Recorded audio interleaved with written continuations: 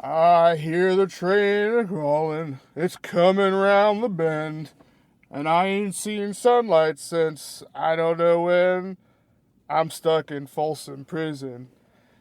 And something else that I can't remember. Hello, and welcome to the next episode of Matt and Todd Go to the Movies, the podcast where Matt and Todd see a movie from our local Regal Cinema Theater. Did I say any of that right?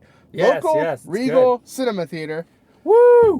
And I dropped my phone. And we report back to you on what we saw, how we liked it, what our thoughts were, and whether or not we think you should see it. We are both extremely happy to be back at our Regal Theater because AMC has sucked in the last couple of movies that we went to, I felt. But this one was great. Back to the recliner seats, back to our all-you-can-see movie passes. Woo! We're coming out. We're seeing the light at the end of the tunnel. We're coming out. I am Todd Domer. And I'm Matt Malloy, and I echo everything Todd just said. It's great to be back at our Regal Theater. And they reopened on Friday, and it's now Sunday. And we are happy to be recording our first podcast about a movie that we saw back at the old Regal. So hopefully everything continues on a good trend with COVID and everything else. Get your vaccines. Let's do this, America. Yeah, don't listen to us unless you get your vaccine. That's right. If you're an anti-vaxxer, you're off the podcast. Yeah, you're off. We'll find you and we'll give you a stern talking to. That's right. We'll block you from downloads, future downloads. Once we create that technology. Right. Yeah. So yeah, we saw a movie here today, and we're talking about it now. And that movie is called Wrath of Man, starring Jason Statham.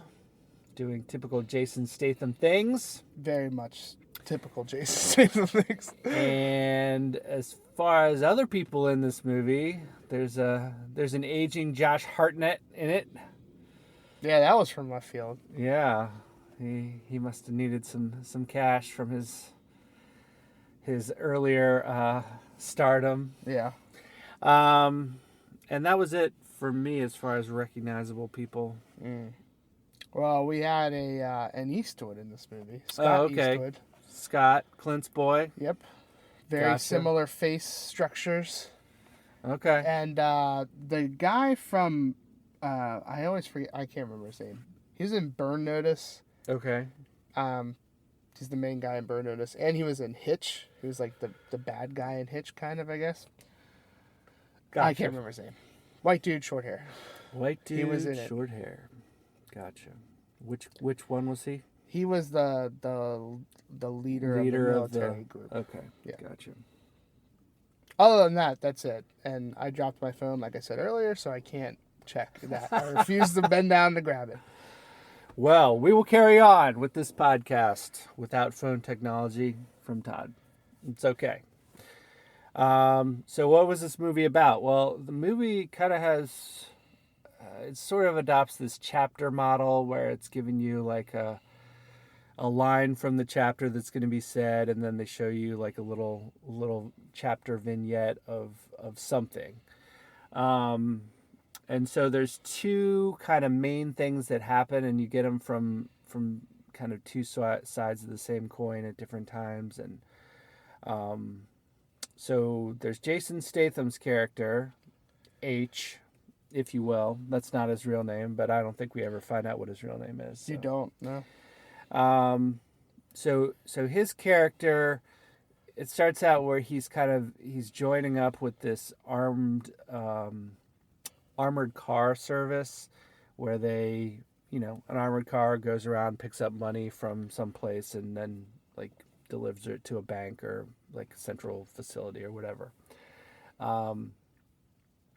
And so he's kind of joining his way into this armored car business. You don't really know why. He seems like he pretends not to, but it becomes clear that he has like a lot of guarding skill, I guess. I don't know. They much like every Jason Statham movie, he's a trained person. Right, he's a trained person. and that comes to the fore pretty quickly. So that's one side of it, and throughout the movie, you're trying to learn about, well, why is he here? What is he doing? Like, why does he care about this armored car things? And you get more and more clues, and you find out later that he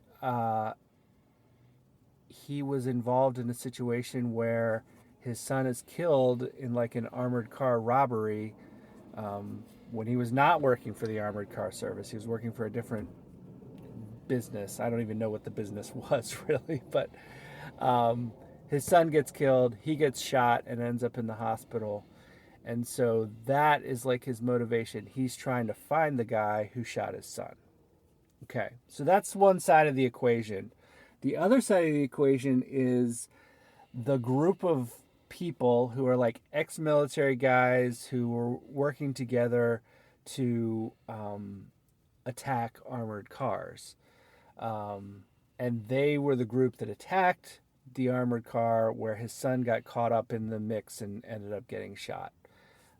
Son was not in the armored car, but he was close by. So, the first part of the movie is Jason Statham trying to figure out what he can about who did this, and finally figuring out, well, I don't know that he ever figures out fully that this is the group that's doing it. I guess he does at some point. I don't remember that. I think he does. Yeah.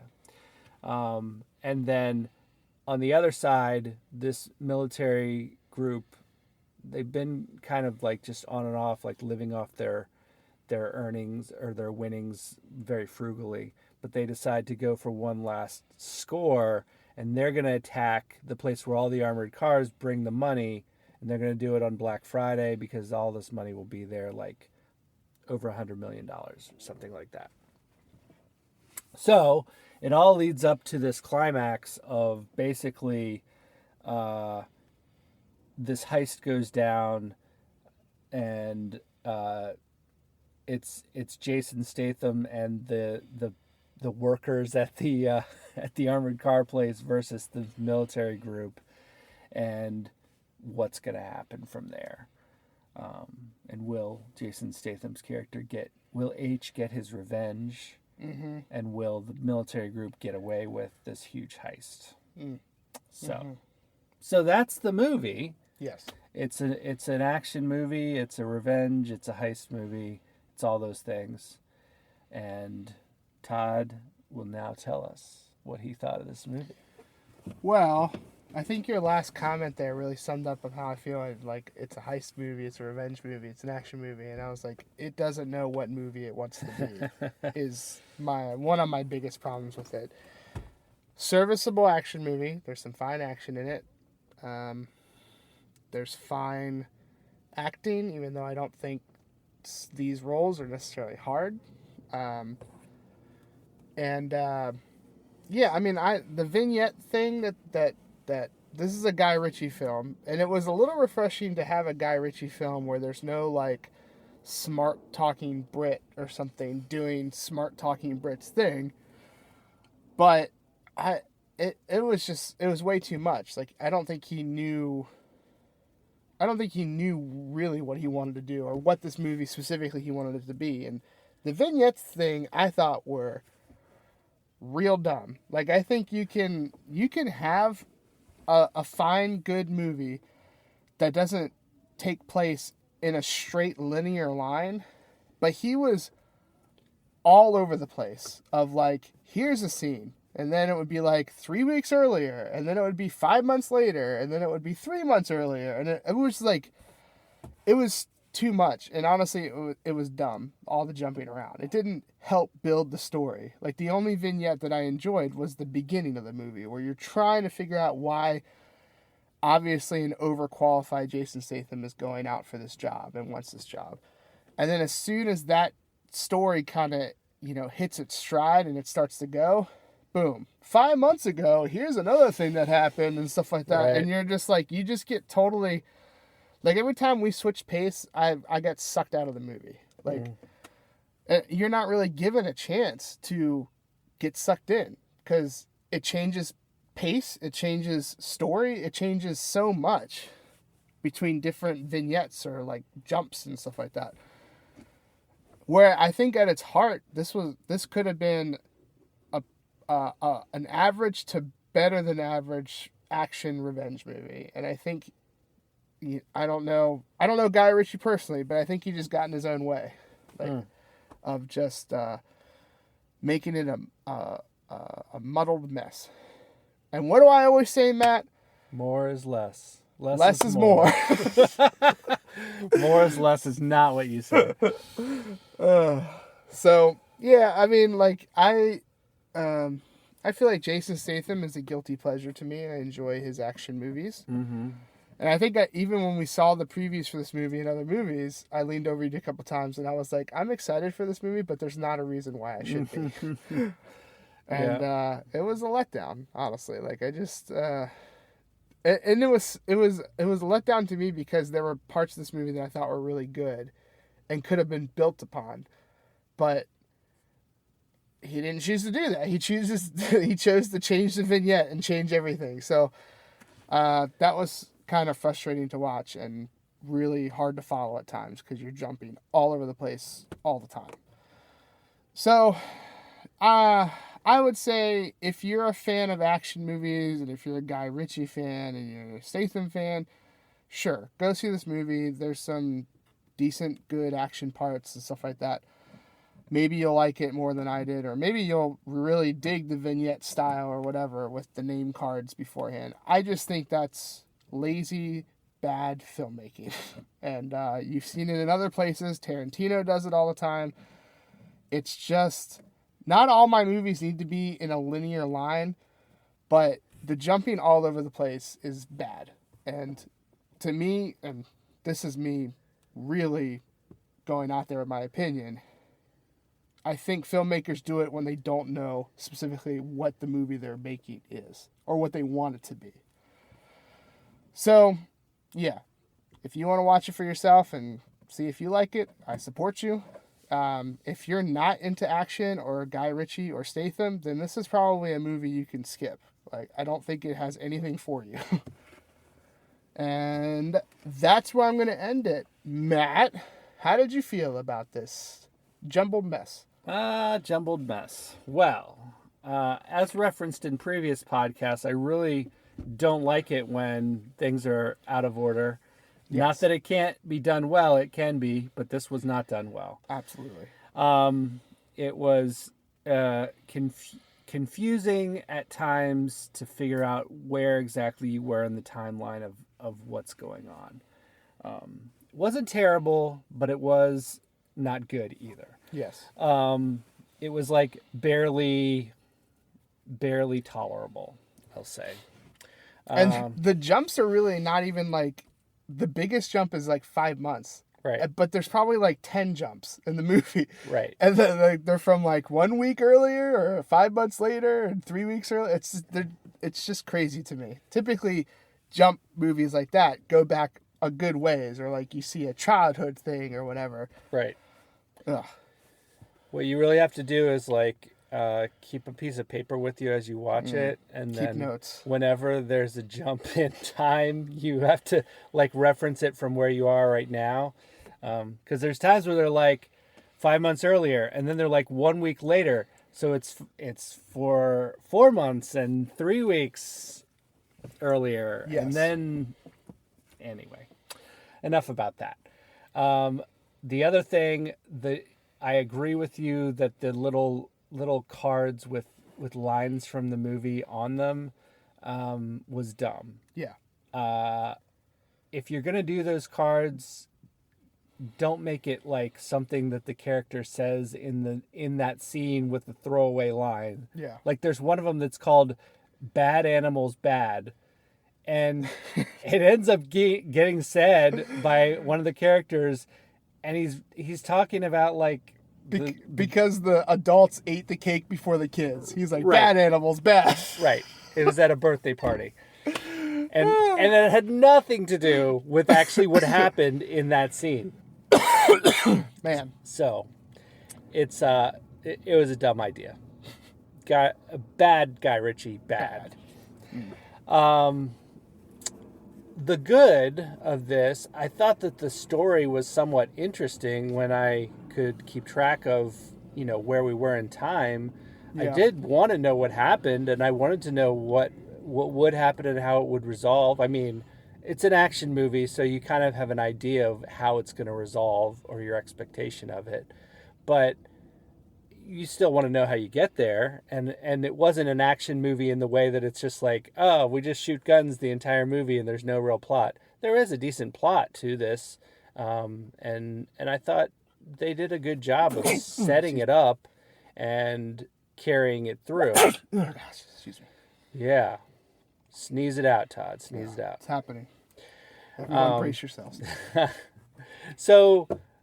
So there was some potential there, but I think again you muddled it up with telling the story out of order, and you could have done a better job. Even if you needed, even if you needed to tell the story out of order, which I could see some of that for this. Like, you didn't want to reveal initially that H's son was killed. Yeah. Okay, so you can save that bit, but I think you could have jumped less around. Absolutely. So I will say I enjoyed that part of it. The action sequences were pretty good, and they did have the military group that was planning this assault. They did make good use of like a little diorama, which they used to map everything out, and they had like matchbox cars to represent different things. Yes.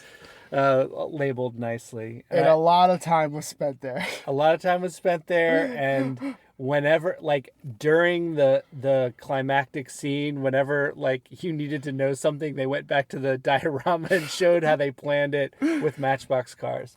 I liked that.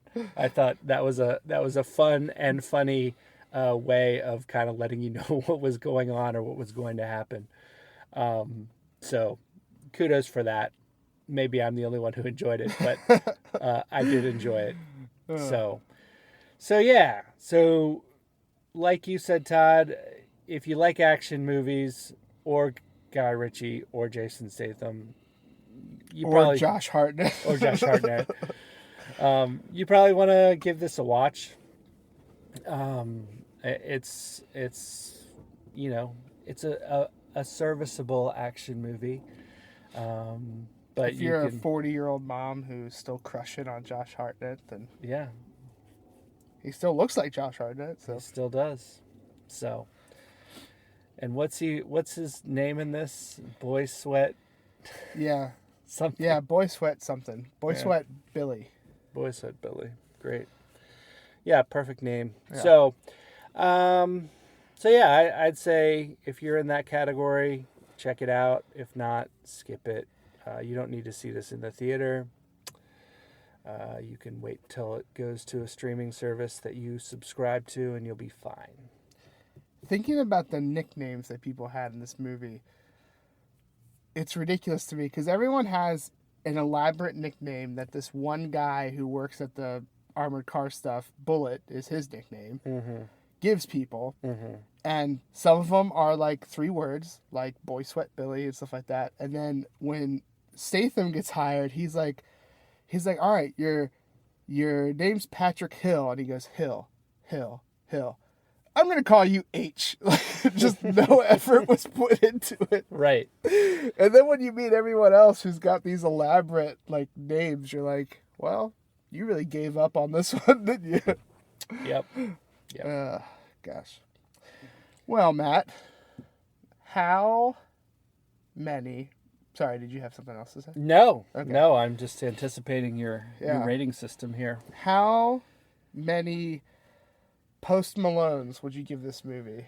Post Malones. He is in this movie. Okay. He is a rapper, singer. Oh, who keeps getting small roles in movies that I hate because I don't think he's good at all. Gotcha.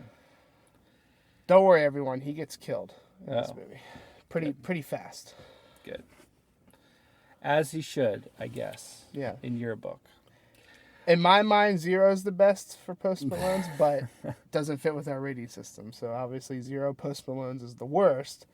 5 Post Malone's is the best. Right.